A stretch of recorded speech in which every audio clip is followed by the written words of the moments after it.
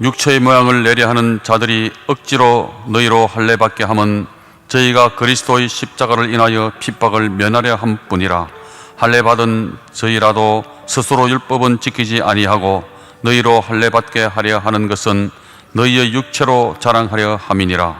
그러나 내게는 우리 주 예수 그리스도의 십자가 외에 결코 자랑할 것이 없으니 그리스도로 말미암아 세상이 나를 대하여 십자가에 못 박히고 내가 또한 세상을 대하여 그러하니라. 할례나 무할례가 아무것도 아니로되 오직 새로 지으심을 받은 자뿐이니라.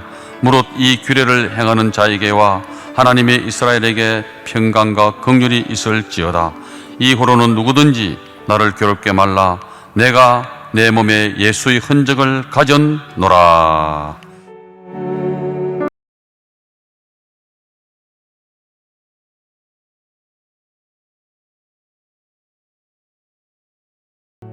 그리스도인의 자랑거리, 이러한 제목으로 말씀해 드리겠습니다. 누구나 자랑거리가 있으면 그것을 자랑하고 싶어 하는 것이 인지상정입니다. 하지만 그 자랑거리가 무엇인가, 누구에게 자랑하는가를 가려서 해야 합니다. 자칫 자랑함으로 인해 원치 않는 반응이나 결과를 초래할 수 있기 때문입니다. 그리스도인에게는 자랑하면 할수록 자신과 타인에게 유익한 자랑거리가 있습니다. 이를 오늘 본문에서 살펴보겠습니다. 바울 사도가 활동하던 당시에 복음을 듣고 교회로 들어온 사람들 중에는 복음을 제대로 이해하지 못하여 예수를 믿어도 율법을 지켜야 구원을 받는다고 주장하는 사람들이 상당수 있었습니다. 이러한 율법주의자들은 복음의 진수를 깨닫지 못한 이름뿐인 기독교인에 불과합니다.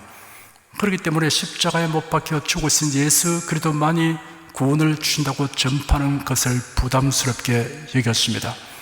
그들 중에는 특히 할례를 강조하는 사람들이 있었습니다. 할례는 남자아이가 태어난 지 8일 만에 생식기 끝의 껍질을 끊어내는 의식입니다. 아브라함의 나이 99세이고 그의 아들인 이스마엘이 13세일 때 하나님께서 아브라함의 가문에 속하는 모든 남자들은 난지 8일 만에 할례를 받도록 규정하셨습니다. 그리고 할례는 하나님께서 자신의 약속을 아브라함과 맺는 방법의 하나라고 설명하였습니다. 그날부터 아브라함의 후손들과 이스라엘 백성이 된 자들은 반드시 할례를 받았습니다. 이스라엘 백성들에게 있어서 할례는 단지 외과적인 절차에 불과한 것이 아니었습니다. 그것은 무엇보다도 아브라함과 그의 후손들에게 주어진 하나님의 언약의 상징으로 중요한 것이었습니다. 그러나 할례가 죄사함을 받고 구원을 얻게 하는 것은 아닙니다. 아브라함의 후손이라고 하여 구원받는 것도 아닙니다. 우리 죄를 대속하신 예수 그리스도를 자신의 구주로 믿고 영접하여 구원을 얻습니다. 그런데 유대인들 중에는 아브라함의 자손이어야만 구원받는다고 주장하는 이들이 있는가 하면 율법을 지켜 행함으로만 구원을 받는다고 하는 이들이 있었습니다. 혹은 예수 그리스도를 믿어도 할례도 받아야 구원 얻는다고 주장하는 이들도 있었습니다. 율법주의자들이 과연 율법대로 살고 있느냐 하면 그렇지 않았습니다. 사실 율법대로 다 행할 수 있는 사람은 아무도 없습니다. 율법대로 다 행한다고 하면 스스로 속이는 자입니다. 본문에서도 바울은 이들을 가리켜 말하기를 무릇 육체의 모양을 내려 하는 자들이 억지로 너희로 할례받게 함은 저희가 그리스도의 십자가를 인하여 핍박을 면하려 할 뿐이라 하였습니다. 그리고 할례 받은 저희라도 스스로 율법을 지키지 아니하고 너희로 할례받게 하려 하는 것은 너희의 육체로 자랑하려 함이라 라고 하였습니다. 율법주의자들이 이방인 그리스도인들에게 할례 받도록 하는 이유를 지적한 것입니다. 할례를 강요하는 자들의 박해를 면하라고 하는 것이며, 한편으로는 육체에 할례의 흔적이 있는 것을 자랑으로 여겼던 것입니다. 사실 그리스도인에게는 할례는 관심거리가 되지 못합니다. 더욱이 자랑거리일 수 없습니다. 사도 바울은 자신뿐 아니라 모든 그리스도인들에게 있는 참된 자랑거리에 대하여 언급했습니다. 그것이 무엇인가를 이제부터 말씀해 드리겠습니다. 먼저 바울 사도는 말하기를 그러나 내게는 우리 주 예수 그리스도의 십자가 외에 결코 자랑할 것이 없으니 그리스도로 말미암아 세상이 나를 대하여 십자가에 못 박히고 내가 또한 세상을 대하여 그러하니라 하였습니다. 주 예수 그리스도의 십자가는 우리를 구원하시려고 우리 죄를 대신 담당하여 못 박히신 십자가를 의미합니다. 그러므로 예수 그리스도를 믿어서 구원 얻은 사람은 예수 그리스도의 십자가를 자랑합니다. 달리 말해서 십자가에 못 박히신 예수 그리스도를 자랑합니다. 우리 주 예수 그리스도의 십자가를 자랑하는 사람에게 거기에 따르는 자랑거리 두 가지가 있습니다. 그리스도로 말미암아 세상이 나에 대하여 십자가 못 박히고 내가 또한 세상에 대하여 그러하니라 하였습니다. 여기에 말하는 세상이란 복음적 신앙의 해로운 모든 것을 총칭하는 말입니다. 그리스도로 말미암아 세상이 나에 대하여 십자가에 못 박히고 라는 말씀은 세상은 신실한 그리스도인에 대하여 매력을 느끼지 않는다는 뜻입니다. 세상이 나에게 매력을 느끼지 아니하듯이 내가 또한 세상에 대하여 그러하다고 하였습니다. 진실한 그리스도인은 세상에 대하여 매력을 느끼지 않습니다. 신앙의 해로운 상 것을 무가치하게 취급한다는 말입니다. 빌립보서 3장에서 바울은 이렇게 말했습니다. 그러나 나도 육체를 신뢰할 만하니 만일 누구든지 다른 이가 육체를 신뢰할 것이 있는 줄로 생각하면 나는 더욱 그러하리니 내가 8일 만에 할례를 받고 이스라엘의 족속이요 베냐민의 지파요 히브리인 중은 히브리인이요 율법으로는 바리새인이요 열심으로는 교회를 핍박하고 율법의 의로는 흠이 없는 자로라. 그러나 무엇이든지 내게 유익하던 것을 내가 그리스도를 위하여 다 해로 여길 뿐더러 또한 모든 것을 해로 여기면 내 주 그리스도 예수를 아는 지식이 가장 고상함을 인함이라 라고 말한 다음 내가 그를 위하여 모든 것을 잃어버리고 배설물로 여긴다 라고 단호하게 말했습니다. 본문의 15절에 바울과 더불어 모든 그리스도인들이 이렇게 말할 수 있게 된 이유를 할례나 무할례가 아무것도 아니로되 오직 새로 지었음을 받은 자뿐이니라 라고 밝혔습니다. 할례나 무할례가 중요한 것이 아니라 오직 새로 지었음을 받는 것이 중요하다고 하였습니다. 할례뿐 아니라 혈통, 가문, 외모, 재능, 사회적 지위, 업적 등은 예수 그리스도를 믿어 거듭난 것에 비하면 아무것도 아닙니다. 예수를 믿어 성령으로 거듭난 사람이란 달리 말하여 새로 지었음을 바라는 사람들입니다. 그런데 누구든지 그리스도 안에 있으면 새로운 피조물이라 이전 것은 지나갔으니 보라 새 것이 되었도다 하였습니다. 새로 지었음을 받지 않으면 천국에 들어가지 못합니다. 새로 지었음을 받는 길은 하나뿐입니다. 예수 그리스도를 유일한 구주로 믿는 것입니다. 예수를 믿으면 하나님의 자녀로 다시 나게 되고 새 생명을 얻게 됩니다. 영접하는 자 곧 그 이름을 믿는 자들에게는 하나님의 자녀가 되는 권세를 주셨으니 이는 혈통으로나 육정으로나 사람의 뜻으로 나지 아니하고 오직 하나님께로서 난 자들이니라 하였습니다. 로마서 6장 4절에는 그리스도를 죽은 자 가운데서 살리심과 같이 우리로 또한 새 생명 가운데서 행하게 하려 함이니라 하였습니다. 예수 그리스도를 믿는 자가 받게 되는 새 생명은 영생입니다. 하나님이 세상을 이처럼 사랑하사 독생자를 주셨으니 이는 저를 믿는 자마다 멸망치 않고 영생을 얻게 하려 하심이라 하였습니다. 세상의 그 무엇도 하나님의 자녀로 나게 되고 영생을 얻은 것에 비길 만한 의미와 가치를 지닌 것은 없습니다. 성도 여러분은 사도 바울처럼 주 예수 그리스도의 십자가를 자랑하십시오. 그리고 그와 아울러서 그리스도로 말미암아 세상이 나에 대하여 매력을 느끼지 않게 되고 나 역시 세상에 대하여 매력을 느끼지 않게 된 것을 자랑하시기 바랍니다. 다음으로 바울 사도는 말하기를 이후로는 누구든지 나를 괴롭게 말라 내가 내 몸에 예수님의 흔적을 가져노라 하였습니다. 자신에게 있는 예수님의 흔적이란 무엇이며 그 흔적이 자랑거리인 이유를 말씀해 드리겠습니다. 흔적이란 어떤 사물의 작용이나 영향으로 인하여 남은 자국이나 자취입니다. 시간이 지나면 사라지는 흔적이 있습니다. 지우려고 하면 지울 수 있는 흔적이 있고 지울 수 없는 흔적이 있습니다. 부끄러운 흔적이 있고 자랑스러운 영광된 흔적이 있습니다. 사도 바울이 말한 흔적이라는 단어는 매우 특별한 의미를 가지고 있습니다. 그 흔적이라는 용어가 예수님과 관련되어 있기 때문입니다. 예수님의 흔적이라는 말씀에서 우리는 예수께서 고난 받으심으로 그 몸에 생긴 상처의 흔적을 마음에 떠올리게 됩니다. 부활하신 예수께서 그 흔적을 제자들에게 보이셨습니다. 십자가에 못 박혀 죽으신 예수님의 시신은 아리마대 요셉이 제공한 새 무덤에 장사되었습니다. 그 광경을 지켜본 제자들은 무엇라고 형언할 수 없는 착잡한 심정으로 돌아와서 한 집에 모여 있었습니다. 제자들에게는 예수님을 십자가에 못 박도록 한 유대인들에 대한 두려움이 마음속에 있었습니다. 그래야 문들을 있는 대로 모조리 닫아버렸습니다. 사흘째 되는 날이었습니다. 안식일이 지난 첫날이었습니다. 신랑하여 엠마오로 내려가던 제자들이 부활하신 예수께서 그들 곁에 오셔서 동행하시고 성경을 풀어 말씀하시는데도 알아보지 못하다가 주막에서 식사하려고 할 때 비로소 예수님인 것을 알아보게 되었습니다. 그러나 그 순간 예수님은 사라졌습니다. 이들은 곧바로 예루살렘으로 돌아와서 제자들이 모인 집으로 갔습니다. 그들은 그날 아침 베드로가 무덤으로 갔다가 부활하신 예수님을 뵙게 되었다는 말을 듣고서 자신들이 경험한 일을 이야기했습니다. 그 말을 할 때 예수께서 나타나셔서 그들 가운데 서서 너희에게 평강이 있을지어다 하셨습니다.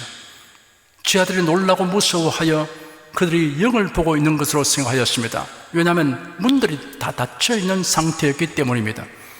예수께서 그들에게 어찌하여 두려워하며 어찌하여 마음에 의심이 일어나느냐, 내 손과 발을 보고 나인 줄 알라, 또 나를 만져보라. 영은 살과 뼈가 없으나 너희 보는 바와 같이 나는 있다 하셨습니다. 그리고 예수님은 못 박힌 흔적 있는 손과 발, 그리고 창자국난 옆구리를 보이셨습니다. 12제자 중에 하나인 도마는 예수께서 오셨을 때 그들과 함께 있지 아니하였습니다. 그러므로 다른 제자들이 그에게 우리가 주님을 보았다 라고 말하니 도마가 그들에게 말하기를 내가 주님의 손에 있는 못자국을 보고 내 손가락을 그 못자국에 넣어 보며 내 손을 주님의 옆구리에 넣어 보지 않고서는 믿지 않겠다 하였습니다. 그로부터 8일을 지나서 제자들이 다시 집 안에 있을 때 도마도 함께 있고 문들이 닫혔는데 예수께서 오셔서 가운데 서서 말씀하시기를 너희에게 평강이 있을지어다 하셨습니다. 그리고 도마에게 말씀하시기를 네 손가락을 이리 내밀어 내 손을 보아라. 또한 네 손을 내밀어 내 옆구리에 넣어 보아라. 그리고 믿음 없는 자가 되지 말고 믿는 자가 되어라 하였습니다. 도마가 대답하기를 나의 주님, 나의 하나님이라고 말하였습니다. 예수께서 그에게 너는 나를 본 거로 믿느냐? 보지 못하고 믿는 자는 복되다 하셨습니다. 예수님이 보여주신 상처의 흔적들을 생각하면 우리의 가슴이 뭉클해집니다. 이런 상처의 흔적을 가지게 되는 과정을 살펴봅시다. 대제사장 가야바가 예수님을 빌라도에게 넘겼습니다. 총독은 예수님을 채찍질하고 십자가에 못 박도록 판결하였습니다. 채찍의 끝에는 날카로운 뼈 조각들이 달려 있었습니다. 예수님의 몸은 가혹한 채찍질로 찢어지고 살점이 떨어져 나갔습니다. 군병들이 예수님을 데리고 빌라도의 공간 안으로 들어가서 군대를 그에게로 모으고 예수님의 옷을 벗기고 주홍색 옷을 입혔습니다. 가시로 멸류관을 엮어 그 머리에 씌우고 갈대를 그 오른손에 들게 했습니다. 그리고 그 앞에서 무릎을 꿇고 유대인의 왕이여 평안할지어다 하고 희롱하며 예수님에게 침 뱉고 갈대를 빼앗아 예수님 머리를 때렸습니다. 예수의 머리와 이마는 가시에 찔려 상처투성이가 되었고 그 상처에서 피가 흘러내렸습니다. 그들은 예수님에게 십자가를 지우고 골고다 언덕으로 가서 예수님을 십자가에 못 박았습니다. 예수님은 오전 9시에 못 박혀서 오후 3시에 운명하셨습니다. 죽음을 확인하기 위하여 로마 군병이 예수님의 허리를 창으로 찌르니 피와 물이 나왔습니다. 예수님의 머리와 이마는 가시관으로 인해 생긴 흔적이, 온몸은 채찍으로 맞은 흔적이, 손과 발은 못 박힌 흔적이, 허리는 창자국난 흔적이 있습니다. 예수님은 우리를 구원하시기 위해 그의 몸에 이런 흔적을 가지게 되었습니다. 예수님이 받았은 고난과 상황에 대한 선지자 이사야의 메시지를 들어봅시다. 그런 실로 우리의 질고를 지고 우리의 슬픔을 당하였거늘 우리는 생각하기를 그는 징벌을 받아서 하나님에게 맞으며 고난을 당한다 하노라. 그가 찔림은 우리의 허물을 내며 그가 상함은 우리의 죄악을 내밀어 그가 징계를 받음으로 우리가 평화를 누리고 그가 채찍에 맞음으로 우리가 나음을 입었도다. 우리는 다 양 같아서 그릇 행하여 각기 제 길로 갔거늘 여호와께서는 우리 무리의 죄악을 그에게 담당시키셨도다. 예수의 머리와 이마는 가시에 찔려 피가 흘렀습니다.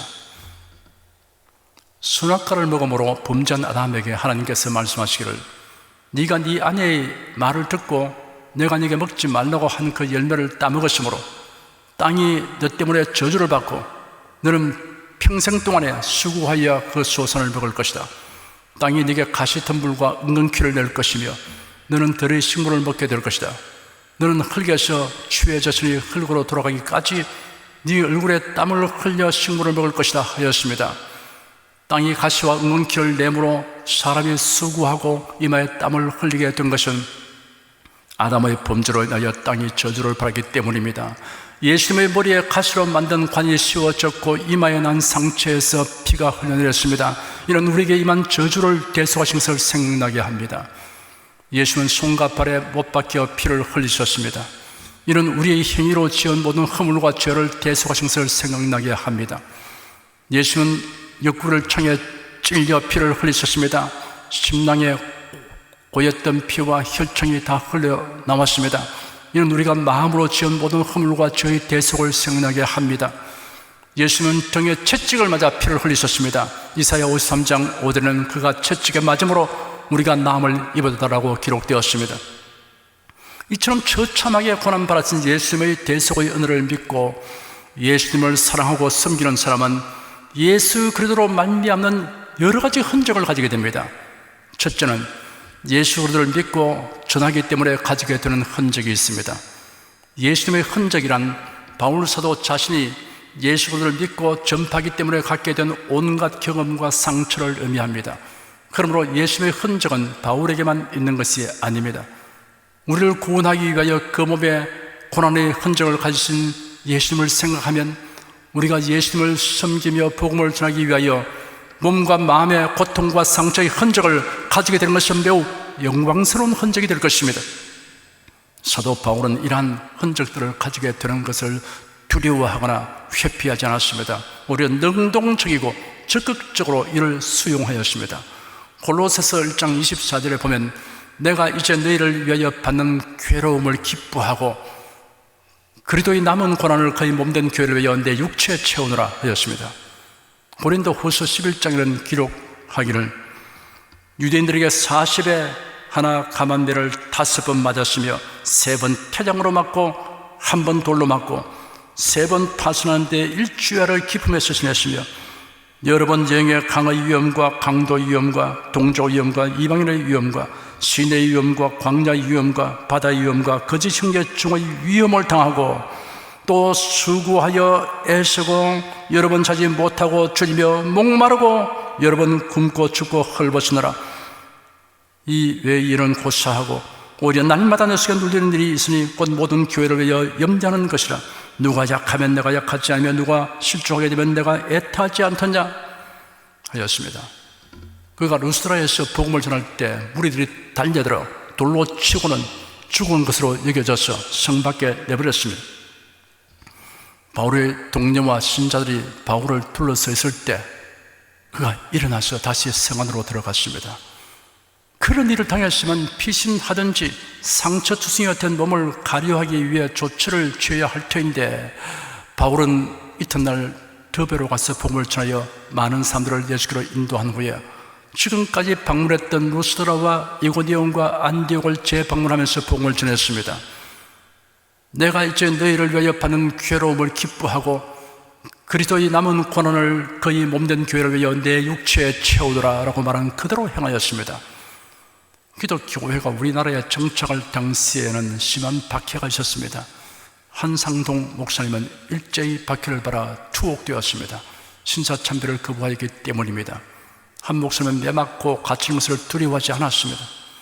그분이 경남 고성군에서 개척교회를 설립했을 때 있었던 일입니다. 당시 그 마을 유지들은 한 목사님을 몹시 괴롭혔습니다. 어느 주일 아침 예배 시간에 설교를 하고 있는데 담너머에서 돌이 날아들었습니다. 여기저기서 계속 날아들었습니다. 이런 일이 매주일 계속되었습니다. 그러자 한 목사님은 교인들을 방 안쪽으로 앉히고 자신은 마루에 앉아 날아오는 돌을 등으로 막았습니다. 날아오는 돌에 맞으면서도 한 목사님은 끝까지 예배를 인도했습니다. 한 목사님은 그 몸에 예수님의 흔적을 많이 가지게 되었습니다. 우리 교인들 중에도 예수님의 흔적을 지닌 사람들이 많이 있습니다. 신앙을 지키기 위하여, 복음을 위하여 구박을 당하고 심지어 심한 매를 맞으며 다 형용치 어려운 고난을 당하면서도 이를 견뎌내고 기어코 가정 복음화를 이룬 분들이 있습니다. 요즘 세상에도 가족에 대해 그렇게 포악한 사람이 있는가라고 생각하는 분들이 계실 것입니다. 저 역시 그런 생각을 합니다만 그러나 실제로 있습니다. 저는 그런 핍박을 당하는 분들을 보면 마음 아프기 이루 다 말할 수 없습니다. 주님께서 위로와 힘을 부어 주시기를 기도하며 완악한 마음들을 깨뜨리고 녹여달라고 간구합니다. 그뿐 아니라 주님을 섬기는 일에 보통의 마음으로 이해가 되지 않을 만큼 헌신적인 분들이 많이 있습니다. 이런 분들의 흰머리카락과 주름살은 주님을 섬기며 보낸 세월이 남긴 흔적입니다. 이것도 역시 예수님의 흔적입니다. 둘째는 신육의 은혜로 병 고침 받은 흔적입니다. 여러분이 알지 못하는 동안에도 신육의 은혜로 치료받는 일이 무수히 많다는 것을 깨닫고 감사하시기를 바랍니다. 여러분에게 신육의 은혜가 임한 흔적이 있으면 아멘 하십시오. 셋째는 주님께 기도하여 문제를 해결받고 소원하는 것을 이룬 흔적입니다. 만일 여러분이 일생 동안 기도하여 응답받은 것을 낱낱이 다 기록한다면 그 수가 무수히 많은 것을 보고 놀랄 것입니다. 기도 응답받은 흔적이 있는 분은 손을 들어 보십시오. 손을 흔들어 보십시오. 거의 모든 분들이 손을 들고 흔들어 보였습니다. 주님께 감사드립니다. 넷째는 주님으로 말미암은 신령한 기쁨과 평안의 흔적입니다. 자신이 당면한 일들을 생각하면 염려와 불안의 사이에 있을 터인데 기도하면 기이하게도 마음에 평안과 기쁨이 임하는 것을 체험하게 됩니다. 이런 흔적을 가지신 분들은 아멘으로 화답하시기 바랍니다. 어떤 성도가 간증하기를 고민해도 소용없는 어려운 문제가 생기면 기이하게도 잠이 쏟아져서 건강과 마음의 안정을 유지하게 된다고 하였습니다. 시편 127편 2절에 기록되기를 여호와께서 그 사랑하신 자에게는 잠을 주신도다 하였습니다. 다윗은 말하기를 여호와여 나의 대적이 어찌 그리 많은지요 이르는 나를 치는 자가 만소이다. 많은 사람이 있어 나를 가리켜 말하기를 저는 하나님께 도움을 얻지 못한다 하나이다. 여호와여 주는 나의 방패시요 나의 영광이시요 나의 머리를 드시는 자이다. 내가 나의 목소리를 여호와께 부르짖으니 그 성산에서 응답하신도다. 내가 누워 자고 깨었으니 여호와께서 나를 붙드시리로다 하였습니다. 다섯째는 주님으로 말미암는 위로의 흔적입니다. 상실과 이별로 인하여 슬픔을 당할 때 사람이 어떻게 위로할 말이 없을 경우에도 주님께서는 그 마음을 붙들어 주시고 위로하여 주십니다. 저는 성도들에게서 주님이 주신 위로의 흔적을 볼 때 하나님의 사랑과 능력에 감탄합니다. 그리고 성도에게 있는 믿음의 위대한 힘을 실감합니다. 바울 사도는 이런 사실을 고린도후서 1장에 기록하기를 찬송하리로다. 그는 우리 주 예수 그리스도의 하나님이시여 자비의 아버지시여 모든 위로의 하나님이시며 우리의 모든 환난 중에서 우리를 위로하사 우리로 하여금 하나님께 받는 위로로서 모든 환난 중에 있는 자들을 능히 위로하게 하신 이시로다 하였습니다. 환난과 슬픔을 당한 사람이 하나님의 주신 위로를 받고 환난당한 다른 사람을 위로하게 되는 일이 있게 됩니다.